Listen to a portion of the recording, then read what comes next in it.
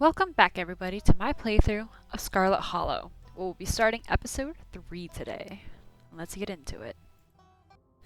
Sunshine filters in through the dusty windows of the estate as the dull aches of last night's activities throb in and out of focus. You manage to survive a second night in town of Scarlet Hollow.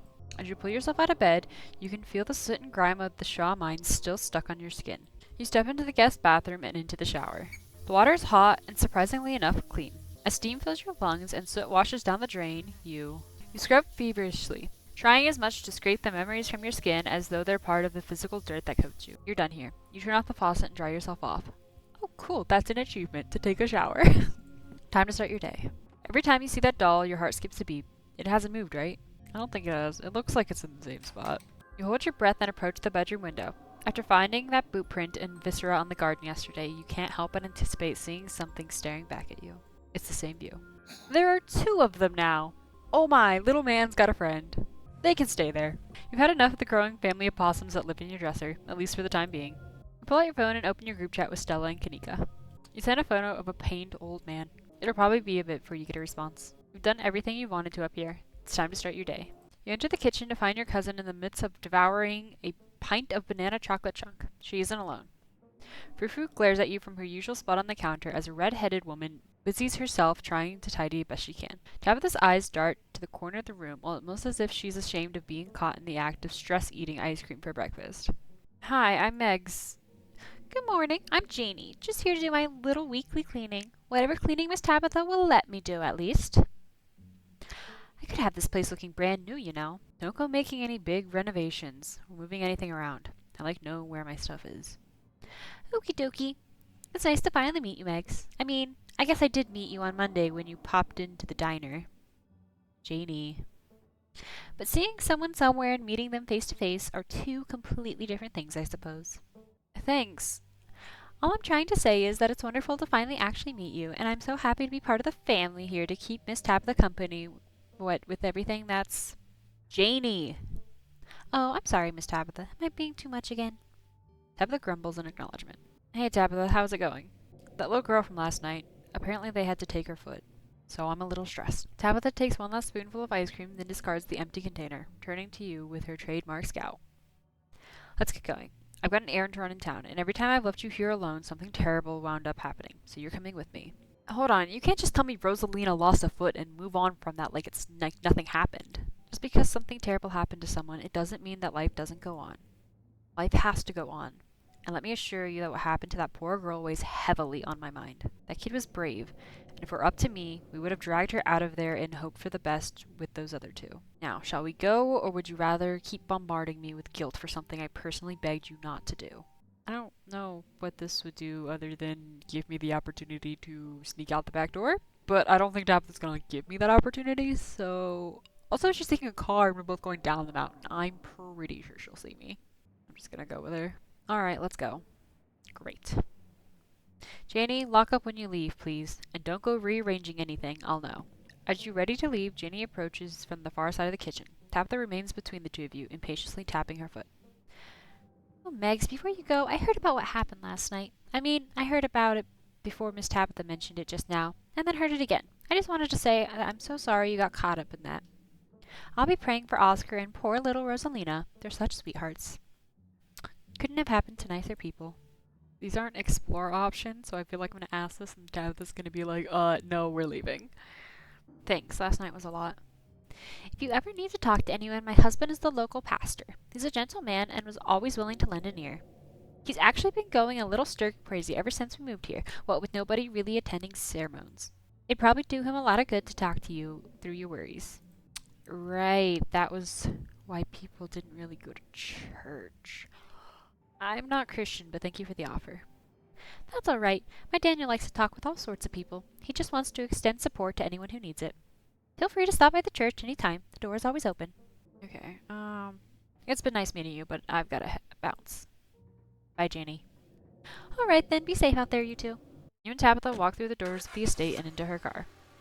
The ride to town is uneventful, and your cousin unsurprisingly more focused on the road than on making conversation. Alright, we're just popping into the general store for a few minutes. What are we going to do at the general store? Picking up tea from Sybil. Oh neat, what kind of tea? I don't know, the kind Sybil makes. She makes a bunch of weird stuff. I don't know what all of it is called. Quit interrogating me about tea blends, jeez. After everything that's happened the past 2 days, it's nice to just go on an errand. Exactly. You can tap at the turn to see the door of the general store burst open. A flustered Kanika exits, shouting behind her.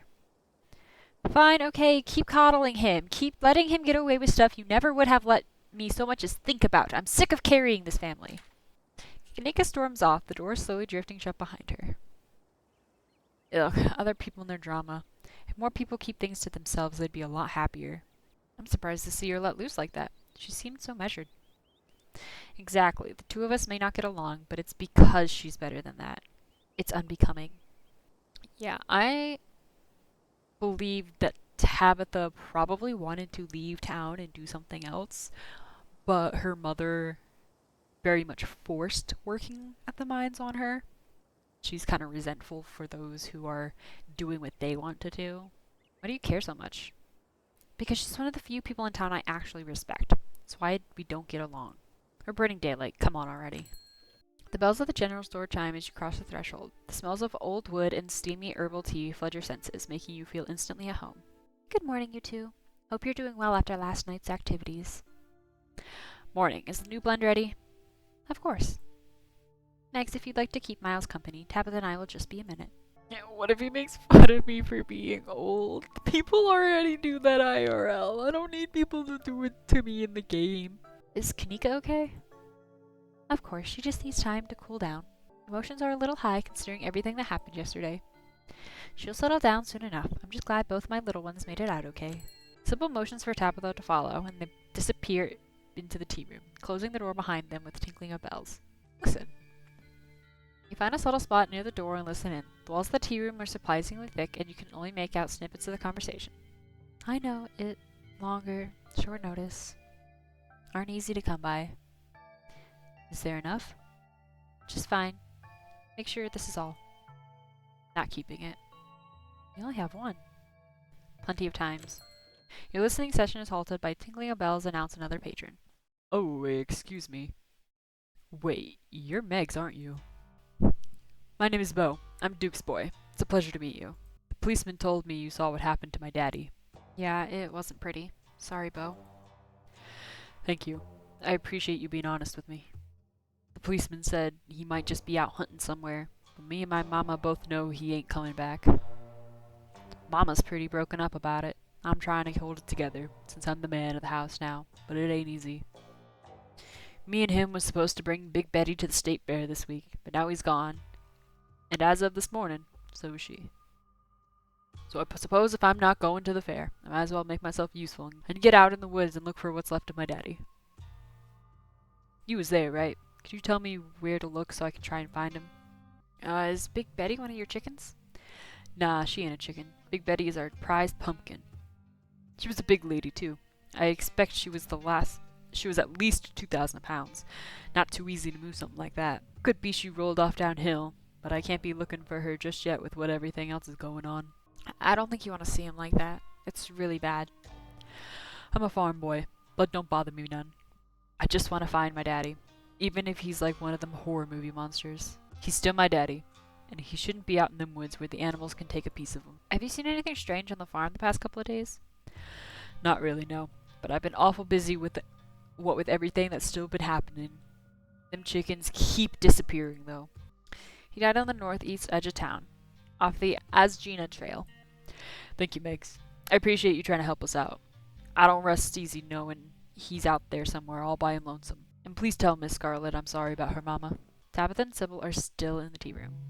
Your phone buzzes. My god, hey, I overslept. Still gotta make myself breakfast. If y'all want, you can swing by. Otherwise, meet at the library and figure out a plan. I think I'm good. I just had a big fight. Not really hungry. Gonna chill in my van for a while. If you want to hang out, though. Otherwise, see you guys at the library. You have plenty of time before dinner at Reese's house. I don't really want to wait for Tabitha. She's taking so long in the tea room. You follow the direction Kanika stormed off in, and soon you find yourself in a disused parking lot hidden behind the shuttered shops of Main Street. She's sitting alone in the back of her van.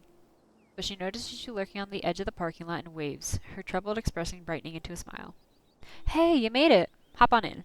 There's something different about Kanika today. It's as if her spirit has dimmed. her body language tense and tired. Sorry if you stopped in to find me at the store. I'm, taking a mental health day. Also, I feel like ass. I'm exhausted and a little out of it. Must have inhaled too much coal dust last night. Okay, so this one explicitly says flirt. So was the thing on the mountain with Stella not a flirting option? Because looking into someone's eyes as the sun sets over a cliff is super gay. So I'm confused. I'm very confused. Have you heard about what happened to Rosalina? They apparently had to do an amputation. Holy shit. I knew that injury looked serious, but I didn't think it'd be that bad. That poor kid. I guess it's good that we all got out of there. It probably could have gotten a lot worse. That's easy for me to say. I'm not the one in the hospital right now. It's just not fair. Do you think something in the mines made you sick? Kaniga reflects on her question and shudders. I was chalking it up to spending too much time breathing in that old mine dust, but with whatever happened to Wayne, I don't want to think about it. Are you sick? Yeah, we're not gonna do this question. Fuck that. I'm tired, but I don't think I'm sick. Okay, I think that's a relief. Normal sick and coal dust induced asthma I can handle. Skin melting off? Not so much. So it sounds like you were having some kind of argument. She sighs. Yeah, family stuff. Or should you want me to get into it? I don't want to dump all that drama on you. Only if you're comfortable sharing. I don't want to pressure you into saying something you'd rather keep private. It would honestly be a relief to talk about it with someone. Thanks, Megs. Especially since you were there last night, so you know how it feels to survive something like that unscathed. To know not everyone was so lucky. So after I got home last night, I had to deal with my brother. He really made me feel like I was the bad guy, especially once we got home. Like what happened to Rosalina was my fault. My mom didn't help. She never does. She always takes his side, saying he's young and allowed to make mistakes. Mistakes that I could never dream of getting away with. When we were told what happened, she just said the same shit she always does about family and getting along and sent us to bed with tea. Her favorite method of conflict resolution. As if a little hot leaf water ever really helped anybody. I'm sorry, that sucks. Ha, thanks, Megs. I wish that was all. It kind of boiled over this morning, though. She wound up blaming me for letting Miles sneak off to the mines, saying that if I had been working like I was supposed to, he wouldn't have gotten into trouble. Like I'm supposed to be in charge of a sullen teenager every second of the day. While working. And it's not like I don't care. I'm always stressing about that kid, or the store, or the million other little things I'm supposed to deal with. None of this should be on me. These are the best years of my life, and I'm wasting them in this dying town, keeping a store afloat while my mom just messes around with her little herbs or whatever. I made it out of here, damn it, and I got into grad school. I was good at it. I was going to graduate with honors and everything. My dad died, and I came back for the funeral, and then I had to stick around just to help mom out with a few things. First it was a month, then 2.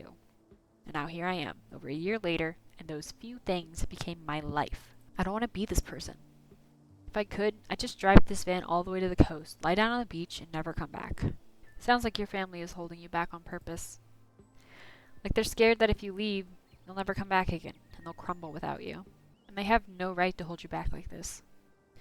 You have no idea how much I needed to hear that. They really make me feel nuts sometimes, just for wanting to live my own life, to want to make decisions about my future instead of the future of the family. Like just because I was born into this family, I should be saddled with all this responsibilities. I should just leave. Maybe tomorrow. Stella made all those ghost hunting plans. I can't just skip out on her like that. But yeah, tomorrow. Definitely tomorrow. Oh, I'm afraid she's gonna die tonight and not leave tomorrow. That is my biggest fear in this moment right now. You should come with me. God, and of course I feel like an asshole for talking about all of this now, the morning after the mine collapse. But I guess that's what pushed this all over the edge. Nothing like a major disaster to make you question the direction your life has taken, right? I'm tempted to shoot my shot. It was, okay, so it didn't say flirt previous time with Stella. So I don't know if that's because based on her sexuality, that option wouldn't have popped up. But then, well, why did it give me the option to gaze longingly into her eyes? I don't understand. But like I said, I didn't want to do Stella because I didn't know if Avery had a thing for her. But as far as I know, Kanika doesn't really have any interests or anyone interested in her. And it is giving me the option to flirt. I'm gonna go for it. I wouldn't have met you if you hadn't stuck around. It's not all bad. You're right. I guess some good things can come from messed up situations. I'm serious, by the way. If I leave town tomorrow, when I leave town tomorrow, you should come with me. You and my cousin don't seem to get along very well. That's putting it lightly, but yeah, sometimes you don't get along with people. If you have to ask, I think she's a repugnant, selfish human being to her core. She's a big jerk, too. Did she do something to you? This seems personal. Besides her general bad attitude, no, she hasn't necessarily done anything to me. But her mom tried to buy the general store out from under my dad more times than he could count. She was an absolute snake of a woman, and the apple didn't fall far from the tree, judging by how Tabitha treats the miners. If I weren't here, I'm sure the store would already belong to the Scarlets, so there's no way my mom or Miles would have the backbone to stand up to her. Just another way this town managed to keep its nasty little hooks in me. Wouldn't her buying the general store be your ticket out of here? It's not that simple. My dad worked so hard to keep that store out of the Scarlet's hands. He knew as soon as Pearl Ann got it, she'd have a stranglehold on housing, work, and supplies for the miners. Next thing you know, your town's lost hundreds of years of progress, and you're back in the era of company towns. If I left, it would be a slap in the face to everything my family has worked towards since my grandfather's time. It sucks that I'm the only one in the family who cares about that anymore, but I guess that's life. Crazy to think I might just leave it all for the vultures. I think she puts up a front, but is softer than she seems. As if that's changing in everything. If a dog bites because it's scared, it still bit you. You have every right to never trust it again. It doesn't matter if the dog's nice to other people, or if it only bit you because it wanted to seem tough. She's never done anything to prove to me she's a good person inside. All she does is bark and snap at people. I'd be careful if I were you. Don't go sympathizing with someone like her. A soft breeze blows across the lot, and you and Kanika share a quiet moment. Both your phones buzz in unison, and you reach for them at the same time.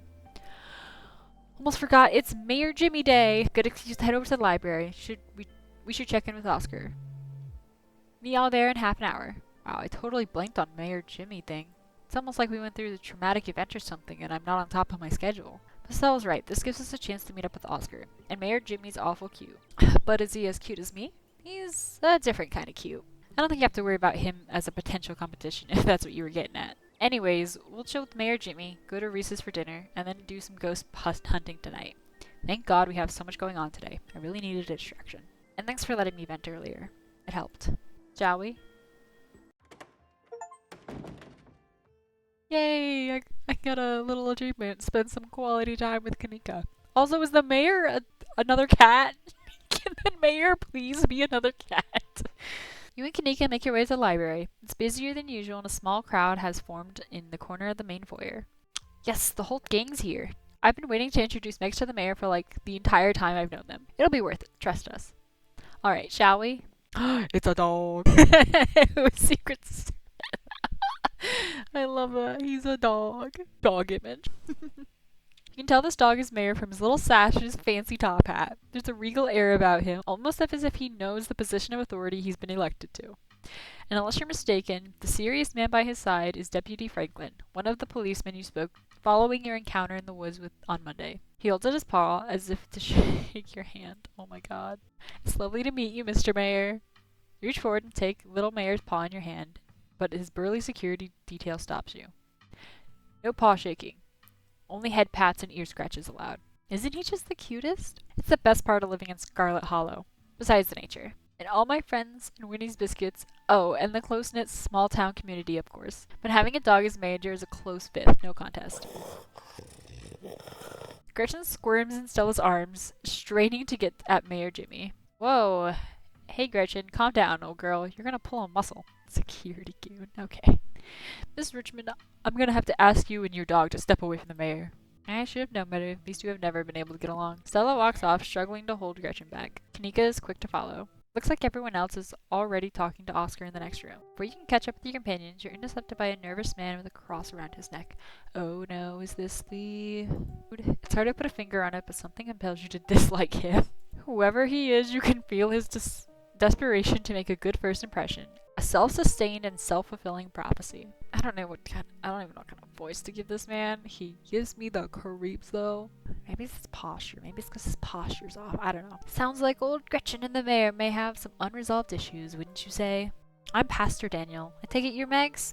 Everyone's been buzzing about you. I'm so sorry about your aunt, but I'm sure she's in a better place now.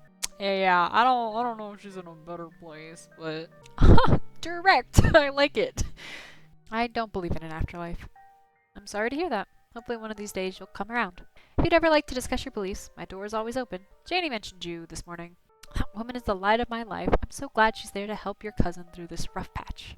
Hey, do you know anything about ghosts? Ghosts. I've never encountered one myself, but I have heard stories about folks who have been visited by their loved ones from beyond the grave. It seems like it provides them with some sort of spiritual healing. Like their beloved relatives are watching over them, even in death. Is this about Pearl Ann? Or perhaps your mother?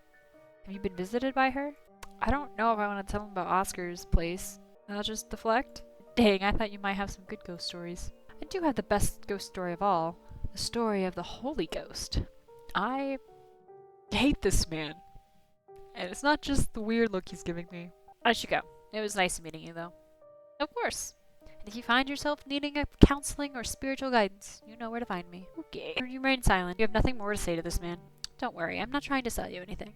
I just thought I'd extend an offer in case you need someone to talk to. The church's doors are open if you ever change your mind. Have a blessed day, Megs. Gross. My pastor leaves you be and joins the line to see the mayor. Nothing to do now but catch up with your companions. Oh my god. Poor Rosalina. I can't even imagine how scary this has been for her. She seems in high spirits right now, but they've got her some pretty strong pain medication, so I'm not sure how she's going to feel when that wears off. And it was the whole foot? Yeah, it's bad. But she's alive. We'll both be able to move on from this. We just have to get through the tough parts first. Tabitha told me what happened this morning, but I didn't realize it was so bad. Yeah, there was nothing left to save, they said. Sorry, I can't think about it right now. Oscar, I'm sorry to cut our conversation short, but I better get going. I was only supposed to come back to pick up a few things, but then the hospital called and said there'd been some big bus accident on the highway, and they need beds, so I have to come pick her up. Even though our house is still haunted, and the only place she can lie down until then is the dirty back room that drove her away in the first place. And Mayor Jimmy Day is happening. Sorry. I'm just a little overwhelmed. It's okay, Oscar. We're here to help. Yeah, we're gonna get that ghost. You can always go ahead and do the ghost bust or whatever we're calling it while you're out. And she'll be able to go right back to her old room as soon as she gets back. That's probably a good idea, right? If only, but it doesn't come out during the day.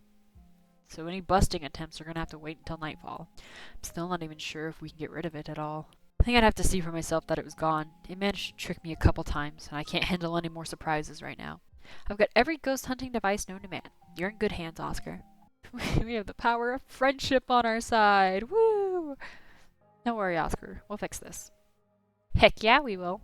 Yeah, whatever this is, we'll get to the bottom of it. Tonight. Thanks, guys. I really appreciate it. I'm heading out. It should be dark by the time we get back, so I suppose I'll see you then. Oscar hurries off, car keys jingling as he jogs out the door.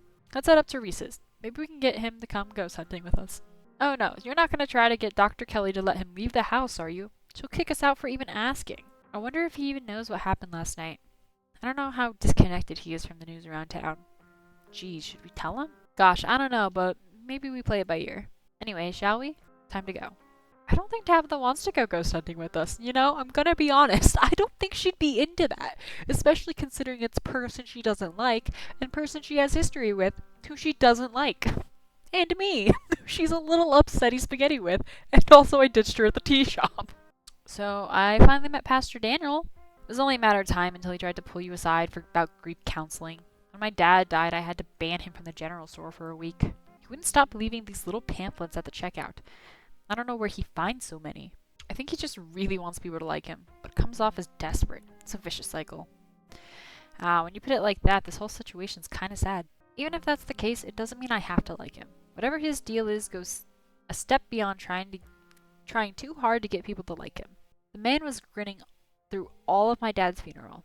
He's not normal. And I don't mean that in a stigmatizing mental illness kind of way. There's just a little siren that goes off every time I see him that tells me to get away from him. That's exactly how I would describe it too.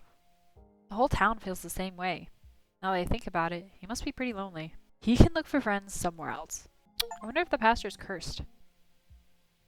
Sorry, I got distracted by a notification for an achievement that's pick an option that requires 2 traits. So I guess it's because I picked my Street Smart, and then because of the conversation from Street Smart, it gave me the Mystic option, and I chose that.